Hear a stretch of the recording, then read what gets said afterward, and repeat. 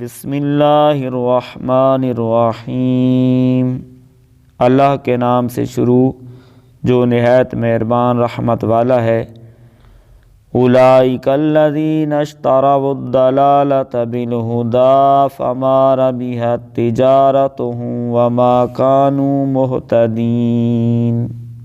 یہی وہ لوگ ہیں جنہوں نے ہدایت کے بدلے گمراہی خرید لی تو ان کی تجارت نے کوئی نفع نہ دیا، اور یہ لوگ راہ جانتے ہی نہیں تھے۔ مثلہم کمثل الذی استوقد نارا فلما اضاءت ما حولہ ذہب اللہ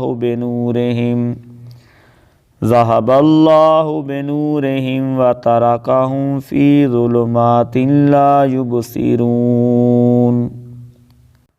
صم بکم عمي فہم لا یرجعون۔ ان کی مثال اس شخص کی طرح ہے جس نے آگ روشن کی، پھر جب اس آگ نے اس کے آس پاس کو روشن کر دیا تو اللہ ان کا نور لے گیا اور انہیں تاریکیوں میں چھوڑ دیا۔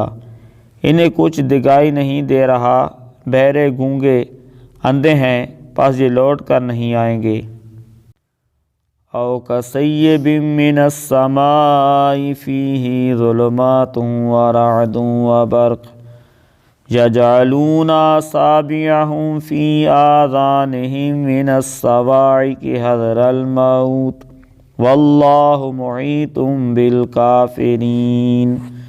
یکاد البرق یخطف ابصارہم کلما اضاء لہم مشوا فیہ وَإِذَا أَظْلَمَ عَلَيْهِمْ قَامُوا وَلَوْ شَاءَ اللَّهُ لَذَهَبَ بِسَمْعِهِمْ وَأَبْصَارِهِمْ إِنَّ اللَّهَ عَلَى كُلِّ شَيْءٍ قَدِيرٌ۔